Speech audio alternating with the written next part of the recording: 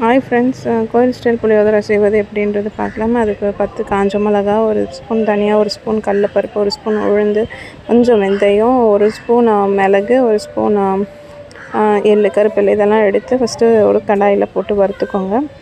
வறுத்ததுக்கப்புறம் இதை ஒரு மிக்ஸி ஜாரில் ட்ரான்ஸ்ஃபர் பண்ணி அதை அரைச்சி வச்சுக்கோங்க. அப்புறம் நான் ஒயிட் ரைஸ் வடித்து ஆற வச்சுருக்கிறேன். லைட்டாக அதில் நெய் கூட ஊற்றி ஆற வைங்க, அப்போ தான் ஒட்டாமல் இருக்கும்.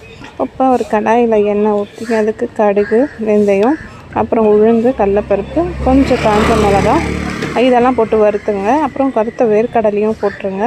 அப்புறம் கொஞ்சம் டேஸ்ட்டுக்கு முந்திரியும் போட்டுக்கோங்க, கருவேப்பிலை போட்டு நல்லா வறுத்துருங்க. அப்புறம் கொஞ்சம் மஞ்சத்தூள் போட்டுக்கோங்க. அப்புறம் நம்ம என்ன பண்ணுறோன்னா, புளி ஊற வச்சோம் காலையிலேயே, அந்த காலையில் ஊற வச்ச புளியை கரைச்சி ஊற்றிக்கோங்க. ஊற்றிட்டு அதுக்கப்புறம் நம்ம அரைச்சி வச்சுருந்த அந்த பொடி இருக்கு இல்லையா, அந்த பொடியும் போட்டு மிக்ஸ் பண்ணுங்கள். ஒரு 2-3 கொதி வந்ததுக்கப்புறம் நம்ம புளியோதரை பேஸ்ட்டும் ரெடி. ஆல்ரெடி வடித்து வச்சுருந்த ஒயிட் ரைஸோட இதையும் கொஞ்சம் மிக்ஸ் பண்ணிக்கோங்க. உப்பு போட மறந்துடாதீங்க. உப்பு உங்களுக்கு சாப்பாடுக்கு ஏற்ற அளவு உப்பு போட்டு மிக்ஸ் பண்ணால் நம்மளோட புளியோதரை ரெடி. உங்களுக்கு இது பிடிச்சிருந்தா லைக், சப்ஸ்கிரைப் பண்ணுங்கள்.